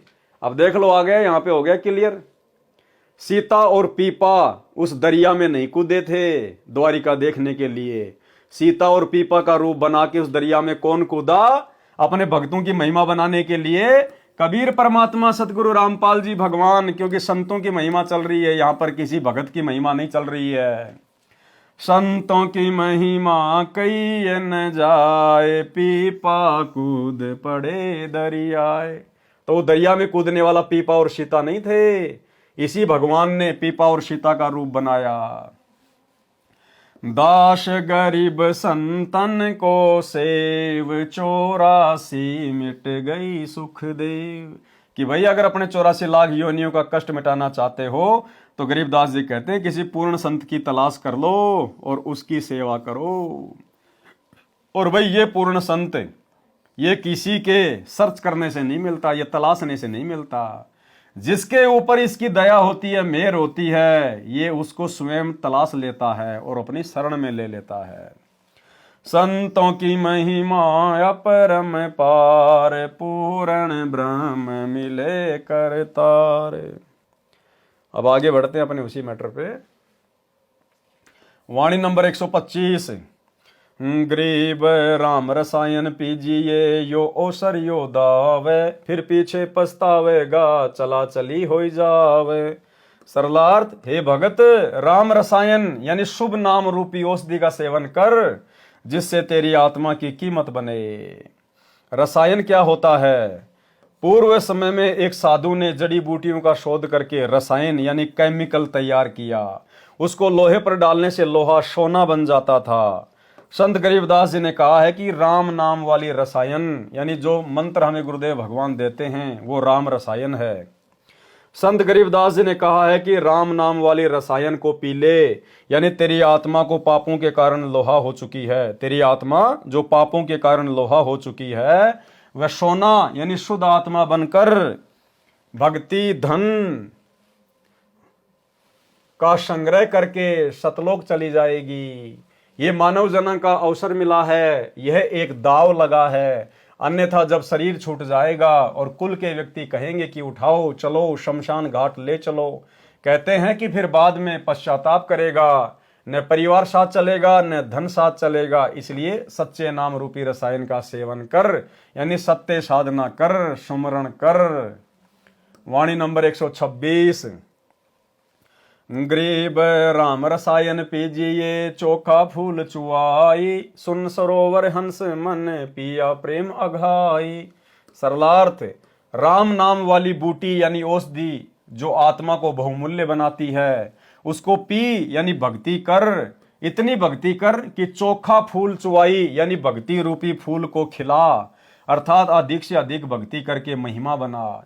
जिन साधकों ने राम नाम की रसायन अगाई यानी छिक छिक कर पिया है, यानी अधिक से अधिक भक्ति की है, सुन सरोवर में अर्थात ऊपर आकाश में बने सतलोक रूपी सरोवर में मन रूपी हंस आनंद से उसमें मोक्ष रूपी मोती सेवन करता है, सुखी रहता है, यानी आत्मा का मोक्ष हो जाएगा। वाणी नंबर 127। गरीब कहता दास गरीब है, बांदी जाम गुलाम, तुम हो तैसी कीजिए भक्ति हिरंबर नाम। सरलार्थ, संत गरीबदास जी ने कहा है कि मैं बांदी जाम गुलाम यानी अति अधीन व नम्र भाव से कह रहा हूं। जैसे गुलाम अपने मालिक से कहता है, ऐसे तुम मालिक के बच्चे हो, उसी भाव से तुमको कह रहा हूं कि भक्ति करो, अपना कल्याण कराओ। ये मानव जन्म बार बार नहीं मिलता, तुमसे जितनी भक्ति हो सके उतनी अवश्य करियो। भक्ति रूपी हिरंबर यानी सोना नाम सत्य मंत्र से ही बनता है, यानी मोक्ष प्राप्ति के सच्चे नामों की भक्ति करके अपना जीवन स्वर्ण की तरह चमकाओ, उसकी कीमत बनाओ, अपना कल्याण कराओ। स्वामी रामदेवानंद गुरु महाराज जी की असीम कृपा से सुमरण के अंक का सरलार्थ संपूर्ण हुआ। सत साहेब यानी यह गुरुदेव भगवान अपने गुरु को महत्व दे रहे हैं, क्योंकि ये जो भक्ति है ये गुरु को सबसे आगे रखकर ही सफल होगी। इसलिए पूज्य गुरुदेव आप और हमें शिक्षा दे रहे हैं, अन्यथा ये तो स्वयं गुरुओं के गुरु हैं, जगत गुरु हैं, इनका कोई गुरु नहीं है। ये स्वामी राम देवानंद जी तो केवल मुंह बोले गुरु हैं, दिखावे के गुरु। असली गुरु तो स्वयं जगत गुरु सतगुरु रामपाल जी भगवान हैं। आप और हमें शिक्षा दे रहे हैं कि जिस प्रकार मैं आपको सिखा रहा हूं एक भगत की भूमिका में कि गुरु को सबसे आगे रख कर चलना चाहिए, गुरु को राखिए शीश पर, चलिए आज्ञा माही, कहे कबीर उस भगत को, तीन लोक भय नाही। तो हमने भी अपने गुरुदेव को ही सर्वप्रथम आगे रख के चलना है। अथ विरह चेतावनी के अंक का सरलार्थ। सारांश, संत गरीबदास जी ने मानव शरीर प्राप्त प्राणियों को काल ब्रह्म के लोक की भूल भुलैया बताई है तथा मानव जन्म की सार्थकता किस कार्य में है यह भी बताया है। वाणी नंबर 12 में कहा है कि दृष्टि पड़े सो फना है, धर अंबर कैलाश, कर्तरमबाजी झूठ है, सुरति समोह श्वास। दृष्टि पड़े सो फना है, फना यानी नाशवान। जहां तक हमारी दृष्टि जाती है, जहां तक हम लोग कल्पना कर सकते हैं, ये 21 ब्रह्मांड, अक्षर पुरुष के साथ संग ब्रह्मांड, ब्रह्मा विष्णु महेश, 33 करोड़ देवी देवता, ये पृथ्वी आकाश सब फना है। एक दिन इनका नाश होगा, विनाश होगा, ये खंड होंगे। सुरति समोह श्वास, इसलिए अमर पद प्राप्त करने के लिए, अविनाशी शरीर प्राप्त करने के लिए अपना जो सुरति है वो परमात्मा के सुमरण में लगाओ, श्वास में लगाओ, सतनाम के जाप को डट के करो, ये कहना चाह रहे हैं परमात्मा। भावार्थ है कि जो कुछ आप देख रहे हो यानी खेत खलिहान, बाग बगीचे, पर्वत, झरने, वन, दरिया, गांव, शहर, जीव जंतु, राजा, मानव तथा चांद, सूर्य, तार, नक्षत्र, ग्रह आदि आदि सब फना यानी नाशवान है। शिव जी का घर कैलाश पर्वत पर है, वह कैलाश पर्वत भी नष्ट होगा। ये सब कृत्रिम यानी झूठा संसार, सब झूठ है, एक सपने के समान है। इसलिए श्वास उश्वास से सुमरण नाम जाप करो, संसार को आसार मानो, परमात्मा की भक्ति करो, अपना कल्याण करवाओ। वाणी नंबर 21 में कहा है कि चार पदार्थ एक कर, सुरती नृति मन पवन, असल फकीर जोग यो गगन मंडल को गौन। भावार्थ, स्मरण यानी नाम जाप करते समय अपने मन को, सुरती नृति को तथा पवन श्वास को एक करें। वास्तव में फकीरी सन्यासी होना तथा योग अर्थात भक्ति यह है। जंगल में जाने की अपेक्षा गगन मंडल अर्थात आकाश खंड में ध्यान रखो, सतलोक जाने की आशा रखो। शास्त्र विरुद्ध साधना करने से कोई लाभ नहीं होता। वाणी नंबर 7 में बताया है कि गरीब काशी करोत लेत है, आन कटावे शीस, बन बन भटका खाते हैं, पावत ना जगदीश। भावार्थ, शास्त्र विरुद्ध साधक नकली स्वार्थी गुरुओं द्वारा भ्रमित होकर कोई जंगल में जाता है, कोई काशी शहर में करोत से सिर कटवाने में मुक्ति मानता है। इस प्रकार की व्यर्थ साधना जो शास्त्रोक्त नहीं है उसको करने से कोई लाभ नहीं होता। वाणी नंबर 3 में संत गरीबदास जी ने बताया है कि गरीब असन बसन सब तज गए गाम और गे है, माहे संसासूल है, दुर्लभ तजनाए। कि भैया सन्यासी बन गए, गांव नगर छोड़ गए, माता पिता छोड़ गए, घर छोड़ गए, लेकिन मन में शंका ज्यों की त्यों है। वो मन की शंकाओं को समाप्त किए बिना भक्ति कभी सफल नहीं होती। भावार्थ, जब तक सतगुरु नहीं मिलता तब तक भगतजन भक्ति भी करते रहते हैं और शंका भी रहती है कि वह व्यक्ति ये साधना करता है, कहीं मेरी साधना सत्य ना हो। इसलिए अपनी साधना के साथ साथ दूसरे की साधना भी करने लगता है। जैसे एक भगत शनिदेव को मानता था, शनिवार का व्रत रखता था। दूसरे ने बताया कि मैं मंगलवार का व्रत करता हूँ और बाबा हनुमान की भक्ति करता हूँ, सालासर धाम राजस्थान में 1 साल में अवश्य जाता हूँ, मेरे को बहुत लाभ हो रहा है। उस शनिवार के पुजारी ने मंगलवार का व्रत भी प्रारंभ कर दिया और साल में 1 बार सालासर भी जाने लगा। ये संसासूल यानी शंका रूपी कांटा मन में तब तक खटकता रहता है जब तक तत्वदर्शी सतगुरु नहीं मिलता। असन बसन यानी तज गए, घर बार राजपाट सब त्याग गए, जंगल में चले गए, परंतु अज्ञान के कारण शंका भी बनी है। इस शंका का समाधान दुर्लभ है। यदि कोई तत्वज्ञानी संत उनको समझाने की चेष्टा करता है तो वे शास्त्र विरुद्ध साधना त्यागते नहीं। इसलिए कहा है कि उसको त्यागना दुर्लभ है, उसके त्यागे बिना भक्ति की उपलब्धि नहीं होती।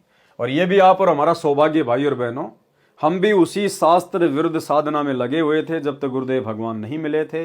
लेकिन आप और हम अति शीघ्र शास्त्र विरुद्ध साधना को छोड़कर गुरुदेव के चरणों में लग गए, ये भी आप और हमारा परम सौभाग्य। अन्यथा आत्माओं से शास्त्र विरुद्ध साधना को छुड़वाना भी बहुत जटिल कार्य है।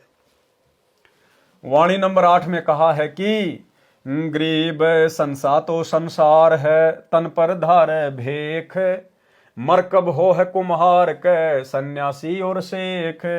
भावार्थ, भक्ति मार्ग किसका सही है और किसका गलत है, ये शंका पूरे संसार में है। और भगत जन अपने अपने पंथों की पहचान बनाए रखने के लिए शरीर के ऊपर भिन्न भिन्न पोशाक पहनते हैं, या कान चिराकर, जटा सिर पर बाल बढ़ाकर अपने अपने पंथों की पहचान बनाकर साधना करते हैं। तत्व ज्ञान के अभाव से शास्त्र के विपरीत साधना करके हिंदू धर्म के सन्यासी तथा मुसलमान धर्म के शेख कुम्हार के घर गधे बनेंगे, यानी मोक्ष तो होगा नहीं, पशु शरीर मिलेगा। वाणी नंबर 5, गरीब नित ही जामे नित मरे, संशय माही शरीर, जिनका संसा मिट गया सो पीरन सिर पीर। भावार्थ, जब तक शंका का समाधान नहीं होता तो जीव कभी कोई साधना करता है, कभी कोई। जन्म मरण नित्य यानी सदा बना रहता है। जिनको पूर्ण गुरु मिल गया उनकी शंका समाप्त हो गई, वे पीरन के पीर यानी गुरुओं के गुरु हैं, यानी वे ज्ञानी हैं। संसार में भगत यह विचार करके रहे और भक्ति करे। गरीब पंछी घाल्या आलहना, आलना यानी घोंसला, तरवर छाया देख, तरवर यानी पेड़ की छाया देख के पक्षी ने अपना घोंसला डाला। गर्भ जुनी के कारण मन में किया विवेक। भावार्थ, जैसे पक्षी ने गर्भ धारण किया तो विवेक यानी विचार किया, वृक्ष की अच्छी छाया देखकर घोंसला बनाया। इसी प्रकार भाई बहनों को तत्व ज्ञान से पता चलेगा कि भाई यहाँ तो 84 लाख योनियों का दंड भयंकर है। अगर काल की बंद से छुटकारा नहीं हुआ तो तपतशिला का कष्ट, नरक का कष्ट, फिर 84 लाख योनियों का कष्ट।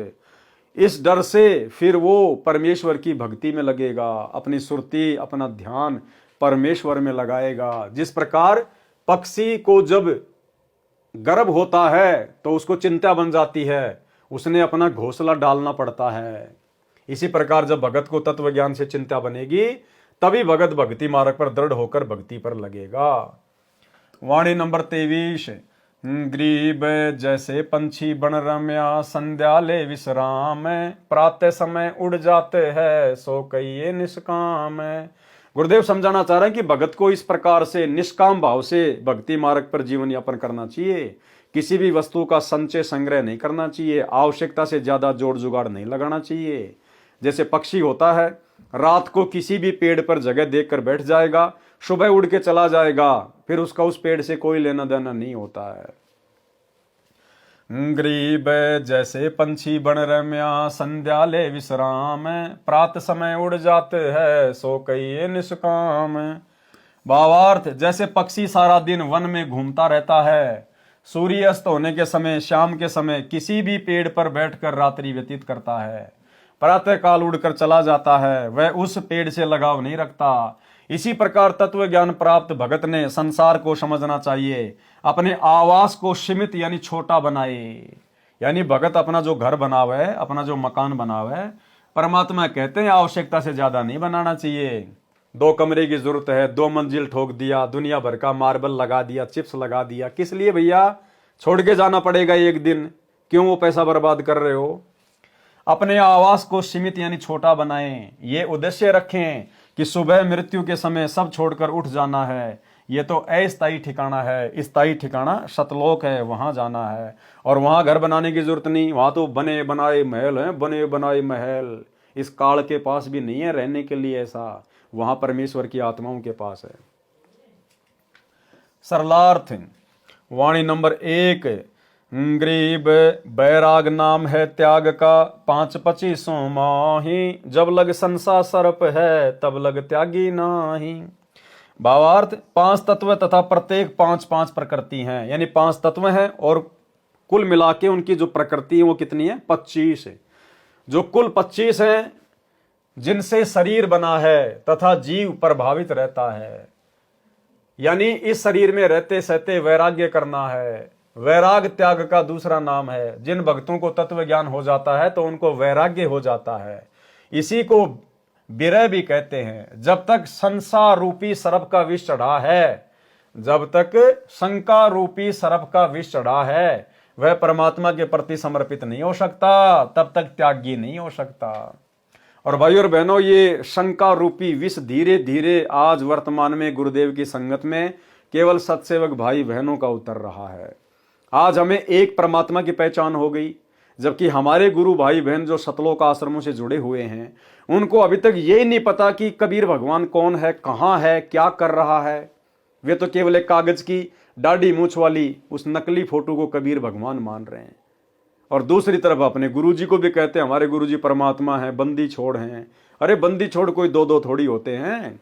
बंदी छोड़ भैया वो कागज का टुकड़ा है या सतगुरु रामपाल जी भगवान हैं। तो अभी तक ये शंका भी धीरे धीरे परमात्मा के आशीर्वाद से साध संगति से जुड़े हुए भाई बहनों की ही समाप्त हो रही है। और जब तक ये शंका नहीं मिटेगी तब तक हम त्यागी नहीं हो सकते। भावार्थ है कि यदि घर त्याग कर वन में चले गए और भक्ति विधि सन से रहित नहीं है तो भक्ति व्यर्थ है, तथा घर को कलेश झंझट समझकर वन गए तो सत्य साधना के अभाव में पांचों प्रकृतियों का प्रभाव प्राणी के कलेश का कारण बना रहेगा। इसलिए सत्य भक्ति मिलने पर घर में रहकर विकार त्याग कर मन से भक्ति कर। क्या त्याग कर? विकार त्याग कर, यानी विकारों को त्यागे बिना भक्ति सफल नहीं हो सकती। कामी क्रोधी लालची इनसे भक्ति ना होए, और भक्ति करे कोई सूरमा जात वर्ण कुल खोए। और निर्वाह के लिए कर्म भी कर। वाणी नंबर 2, गरीब बैराग नाम है त्याग का, 5-25 संग, ऊपर की कंचली तजी अंतर विषय भुवंग। सरलार्थ, शरीर की 25 प्रकृति अपना प्रभाव शरीर 5 तत्व के पुतले पर जमाए रखती हैं। माता पिता का स्वभाव भी शरीर में प्रभाव दिखाता है, क्योंकि उन्हीं के बीज से अपना शरीर बना है। अच्छे स्वभाव के माता पिता से शरीर बना है तो भक्ति में सहयोगी होता है। यदि शराबी, कबाबी, चोर, रिश्वतखोर, डाकू से शरीर मिला है, जन्म हुआ है, तो उसका प्रभाव भक्ति में बाधा करता है। लेकिन यदि हम गुरुदेव के तत्व ज्ञान को आधार बनाकर संघर्ष करेंगे, चिंतन मनन करेंगे, तो उस प्रभाव को समाप्त किया जा सकता है। उससे संघर्ष करते हुए तत्व ज्ञान को आधार बनाकर विरह वैराग्य को बनाए रखें। इसे कहा है कि बैराग नाम है त्याग का।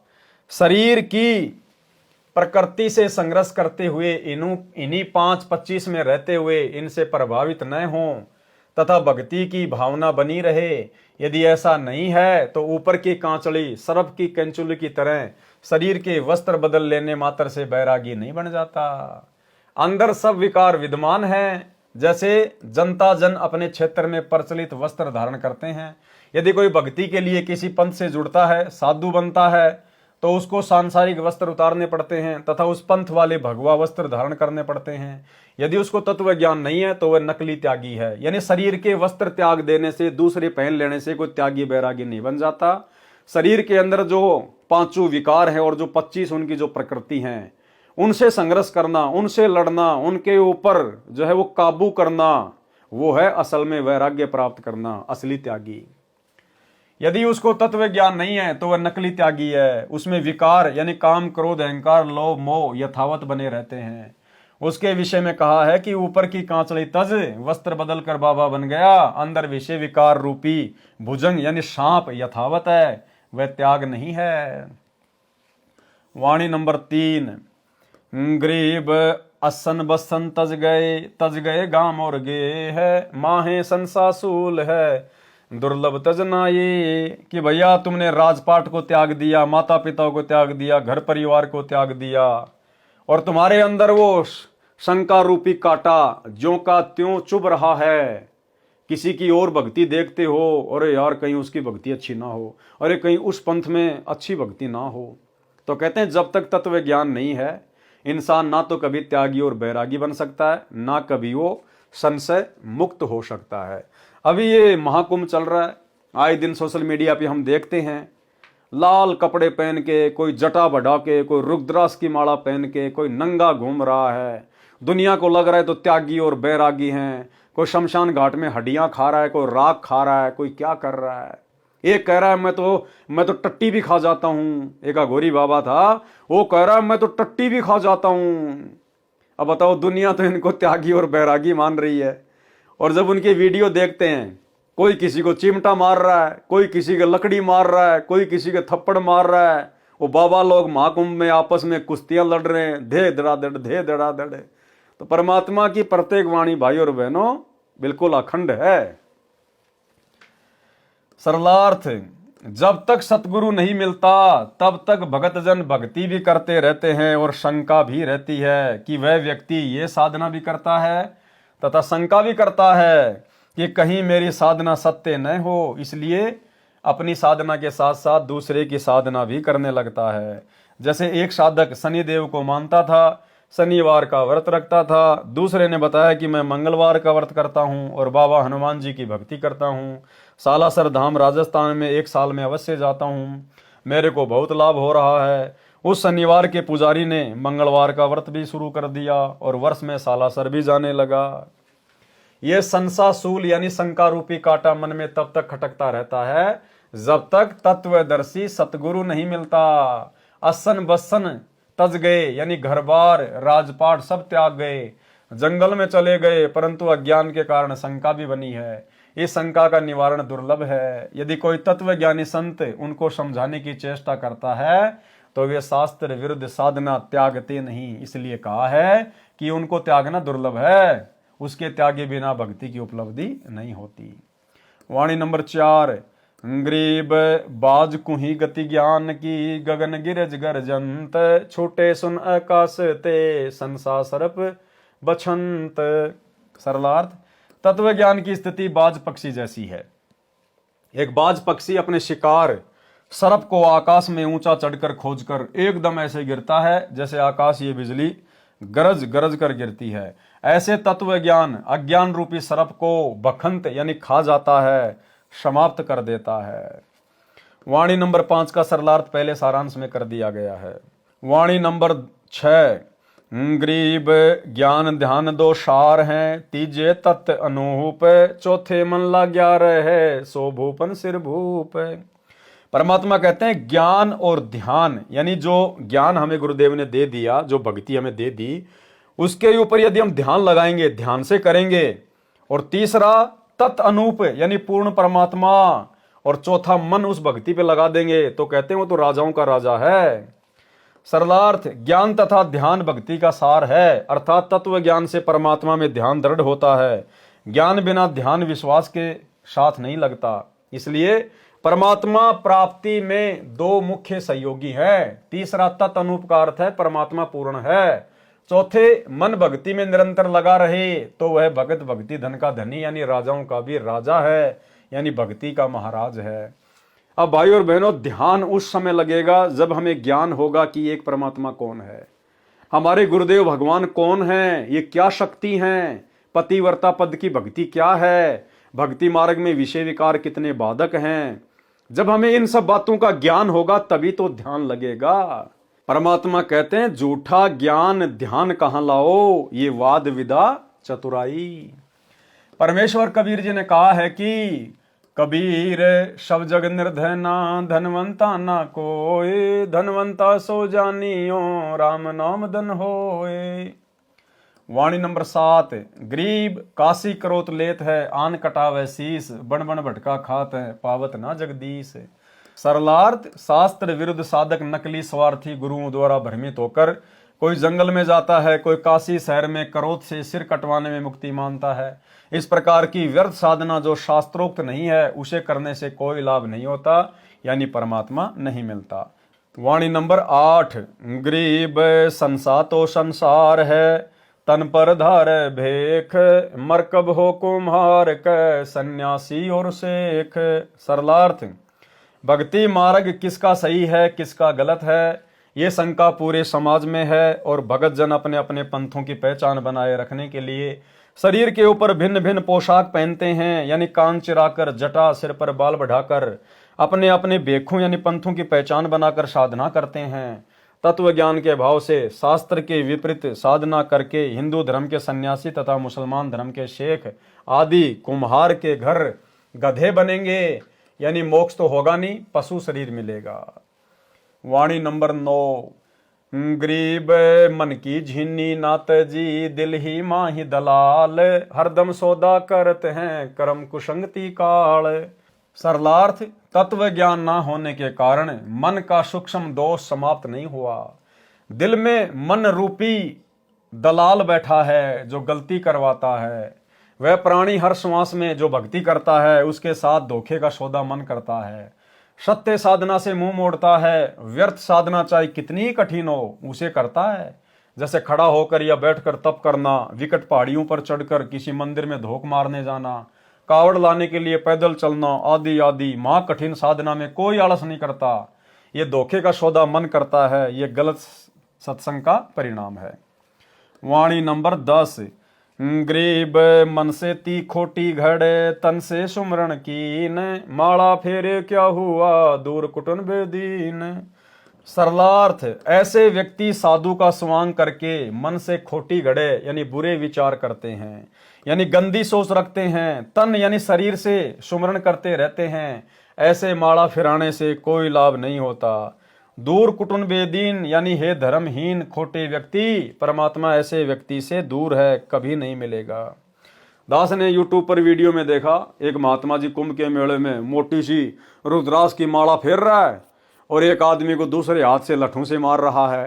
तो परमात्मा की वाणियां बिल्कुल सत्य है। गरीब तन मन एक अजूद करी, सुरती नृति लोलाई, बेड़ा पार समंद होई, जे एक पलक ठहराई। सरलार्थ, भक्ति की श्रेष्ठ स्थिति बताई है कि नाम जाप करते समय मन को विकारों से हटाकर सुमरण पर लगाएं। देखो भाई और बहनों, हर बार परमात्मा सुमरण के साथ एक चीज को जरूर जोड़ रहे हैं कि विकारों से दूर हटना पड़ेगा, विषय विकारों को त्यागना पड़ेगा। सरलार्थ, भक्ति की श्रेष्ठ स्थिति बताई है कि नाम जाप करते समय मन को विकारों से हटाकर सुमरण पर लगाएं। तन मन को एक करके सुरती तथा नृत्य से नाम में लगन लगाएं। एक पल एक सेकंड भी ध्यान नाम पर लगेगा तो धीरे धीरे अभ्यास हो जाएगा और संसार सागर से बेड़ा यानी जीव रूपी बेड़ा पार हो जाएगा, यानी मोक्ष प्राप्त करेगा। और यही बात भाई और बहनों दास आप जियों को गुरुदेव के आशीर्वाद से बार बार कहता आया है कि वैसे तो हमें जो भी नाम प्राप्त है हमें हर समय उसका सुमरण करना ही करना है, खाते पीते उठते बैठते नहाते धोते चलते फिरते, लेकिन हमें कुछ समय बैठकर थोड़ा सुरती नृत्य मन और पवन से ध्यान से भी उस नाम के ऊपर सुरती लगानी पड़ेगी। कभी 5 मिनट, कभी 10 मिनट, ऐसे धीरे धीरे हमारा समय बढ़ेगा। कब घंटा बीत जाएगा और हमें पता भी नहीं चलेगा और इतना आनंद आएगा। तो धीरे धीरे परमात्मा कह रहे हैं कि आप शुरू तो करो, कभी 1 सेकंड फिर 2 सेकंड, मतलब परमात्मा ने तो इतनी छूट दे रखी है कि एक पल यानी 1 सेकंड भी ध्यान नाम जाप पर लगेगा तो धीरे धीरे अभ्यास हो जाएगा और संसार सागर से बेड़ा पार हो जाएगा, यानी मोक्ष प्राप्त करेगा। वाणी नंबर 12। दृष्टि पड़े सो फना है धर अंबर कैलाश, कर्तमबाजी झूठ है सुरती समो श्वास। सरलार्थ, जो कुछ आप देख रहे हो यानी खेत खलिहान बाग बगीचे पर्वत झरने वन दरिया गांव शहर जीव जंतु राजा मानव चांद सूर्य तारे ग्रह नक्षत्र आदि आदि सब फना यानी नाशवान है। शिव जी का घर कैलाश पर्वत पर है, वह कैलाश पर्वत भी नष्ट होगा। ये सब झूठी बाजी है, संसार सब झूठ है, एक शोपन के समान है। इसलिए श्वास श्वास से स्मरण नाम जाप करो, संसार को असार मानो, परमात्मा की भक्ति करो, अपना कल्याण कराओ। वाणी नंबर 13। गरीब सुरती श्वास को एक कर कुंज किनारे लाई, जाका नाम वैराग है 5-25 खाई। सरलार्थ, श्वास से नाम जाप करते समय सुरती यानी ध्यान को उसी नाम सुमरण पर लगाना, ये श्वास सुरती एक करना है। कुंज कमल अंतिम 9वें कमल के निकट ध्यान को पहुंचाएं, यानी सतलोक के किनारे ध्यान को पहुंचाएं। इसका नाम वैराग्य है, जिससे शरीर की प्रकृति को अनुकूल कर लिया। ध्यान तभी लगता है जब मन सांसारिक प्रेरणाओं से विचलित नहीं होता। ध्यान हमारा भक्ति में नाम जाप पर कब लगेगा क्या कह रहे हैं गुरुदेव? ध्यान तभी लगता है जब मन सांसारिक प्रेरणाओं से विचलित नहीं होता। और मन सांसारिक प्रेरणाओं से विचलित कब नहीं होगा? जब हमें अपने गुरुदेव पर दृढ़ विश्वास होगा, पूर्ण विश्वास होगा, और अन्य किसी को भी परमात्मा नहीं मानेंगे। उसके बाद गुरु अपनी मेहर बख्शेगा, एक विशेष आशीर्वाद गुरुदेव भगवान हमारे ऊपर बख्शेंगे। उस आशीर्वाद की शक्ति से हमारा मन विचलित होने से बचेगा और हमारा ध्यान सुमरण में लगेगा। गरीब 5-25 भून कर बिरय अग्नि तन जार, सो अविनाशी ब्रह्म है खेले अदर उधार। सरलार्थ, शरीर की प्रकृतियों को परमात्मा प्राप्ति की तड़फ रूपी अग्नि में जलाकर दृढ़ रहें, वह अमृतत्व प्राप्त करता है। वह जीव पीव के गुणों युक्त अमर हो जाता है।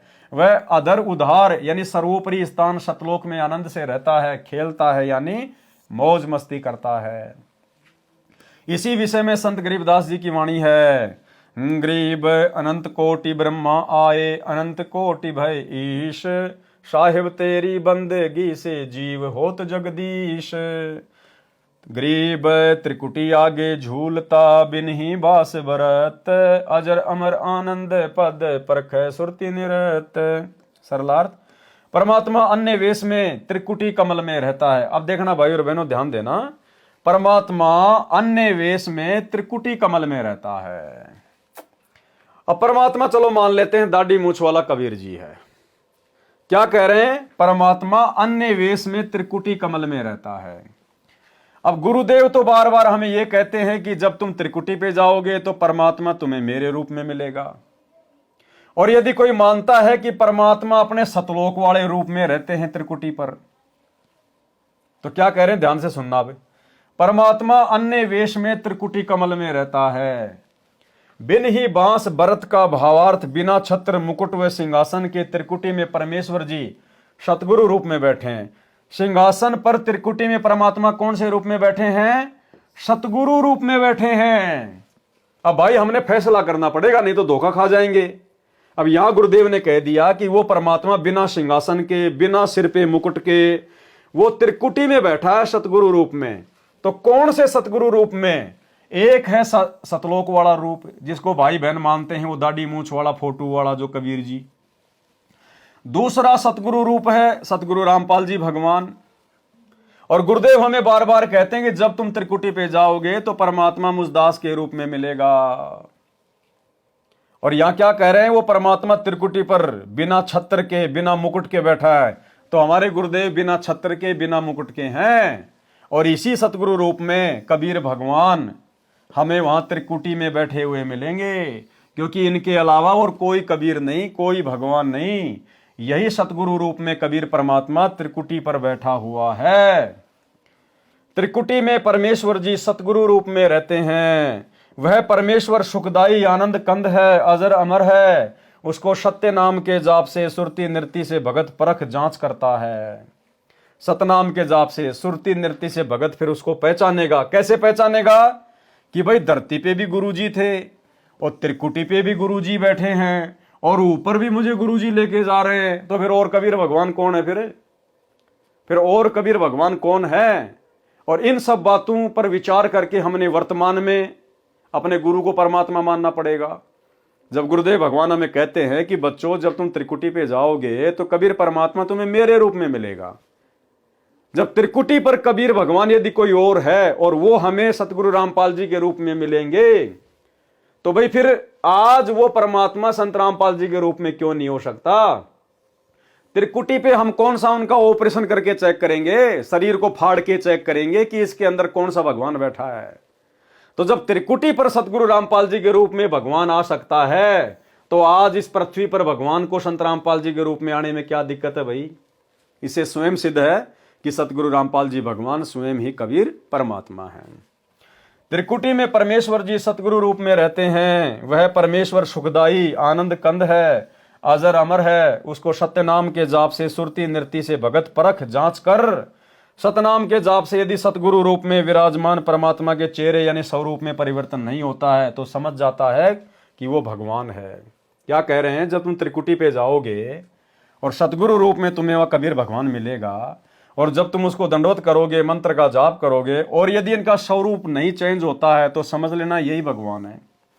तो वो यही कर लो भैया, वो टेस्ट यही कर लो, अपने सतगुरुदेव भगवान को मंत्र जाप करके यहीं पे कर लो ना दंडवत। अगर यहां इनका स्वरूप चेंज हो जाता है तो नकली भगवान है, और अगर ये ऐसे के ऐसे रहते हैं तो समझ जाना फिर यही कबीर भगवान है। तो बताओ, सन 1994 से भगत लोग इनको दंडवत कर रहे, पता नहीं कितनी बार, क्या इनका स्वरूप चेंज हुआ? नहीं हुआ ना। तो कौन हुए सतगुरु रामपाल जी? स्वयं कबीर भगवान। सत्यनाम के जाप से यदि सतगुरु रूप में विराजमान परमात्मा के चेहरे यानी स्वरूप में परिवर्तन नहीं होता है तो समझ जाता है कि वास्तविक सतगुरु कबीर जी ही हैं। तो भाई यहीं पे पहचान कर लो ना, बार बार दंडवत करके गुरुदेव भगवान को दंडवत करो, और अगर गुरुदेव का अगर चेहरा अगर चेंज हो जाता तो समझ लेना ये परमात्मा नहीं है। और अगर इनको दंडवत करने के बाद भी अगर इनका चेहरा चेंज नहीं होता है तो समझ लो फिर त्रिकुटी पर भी यही भगवान है।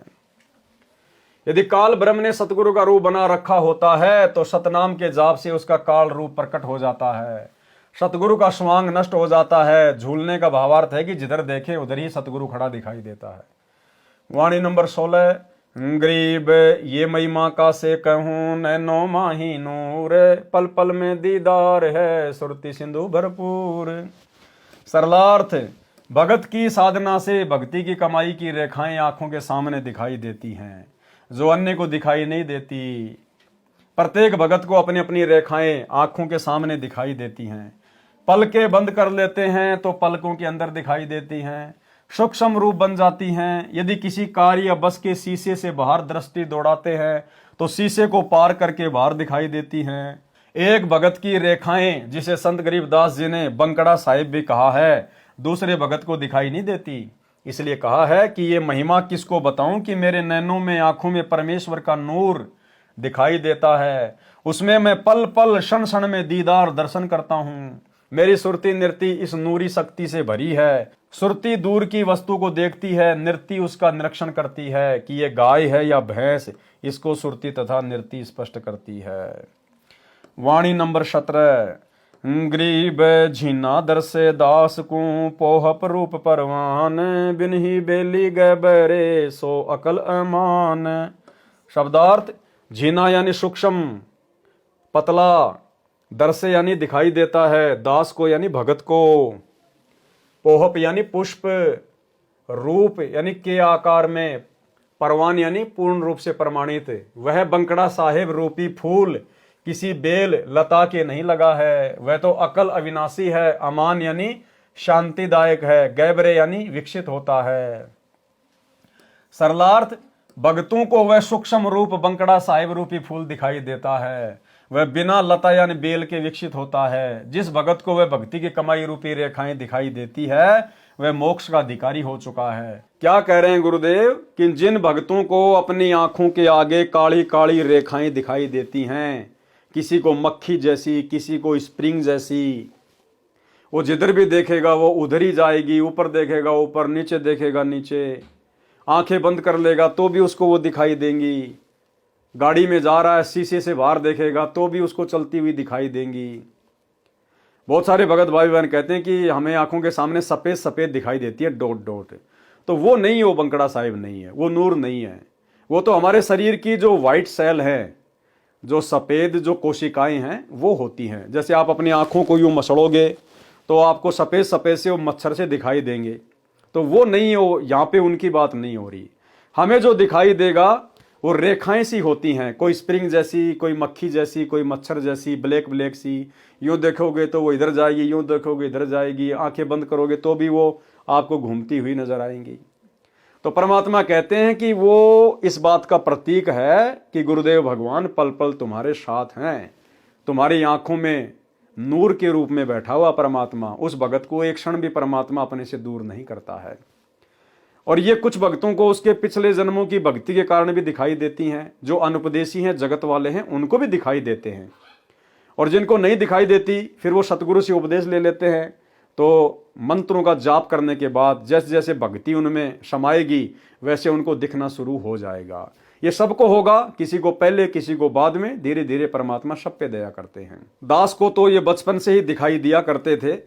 बचपन में दास को थोड़ा थोड़ा था, और अब गुरुदेव की शरण में आने के बाद में परमात्मा ने अब दया कर रखी है। तो पहले दास समझ नहीं पाता था कि ये क्या घूमता आंखों के आगे।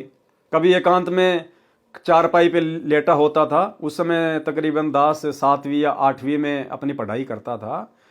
तो ऐसे खेत खलिहान में चले जाया करते थे, दिन में पेड़ के नीचे चारपाई डाल के ऐसे लेटे रहते थे, रेडियो में गाने सुनते रहते थे।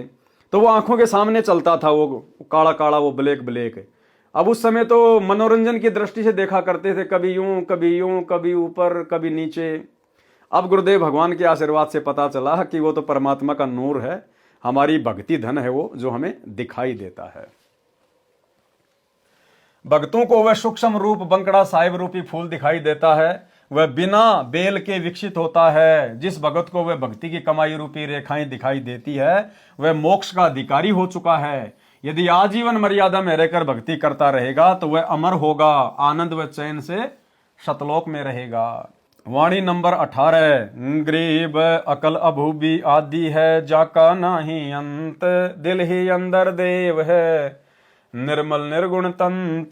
सरलार्थ, अकल का अर्थ है अविनाशी, जिसका काल ना हो। भूमि का अर्थ है ऊपर के चारों लोक, जो अमर धरती है।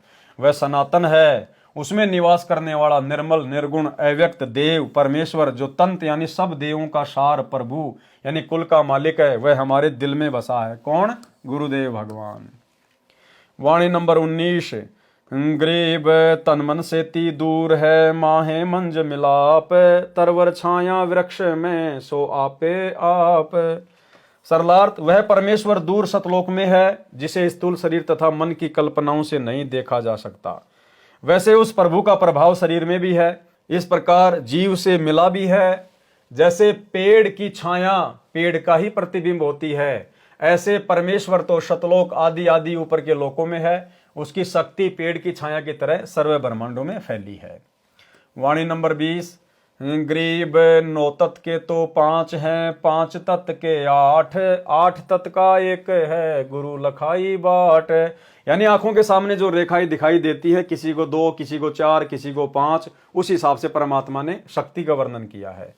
सरलार्थ, आंखों में जो नूरी रेखाएं हैं वे संख्या में 14 हैं, जिनमें से 9 तत्व यानी परमेश्वर जी की 9 सिद्धियों के प्रतीक तो 5 हैं, 5 तत्व सिद्धियों के प्रतीक 8 हैं, तथा 8 तत्व सिद्धियों का प्रतीक 1 है, जो कुल मिलाकर 5, 8 + 1 14 है, जो भिन्न भिन्न शक्ति का ग्राफ है। ये बाट यानी मार्ग सतगुरु जी ने दिखाया है। वाणी नंबर 21। गरीब 4 पदार्थ एक कर, सुरती नृति मन पौन, असल फकीरी जोग योग अगर मंडल को गौन।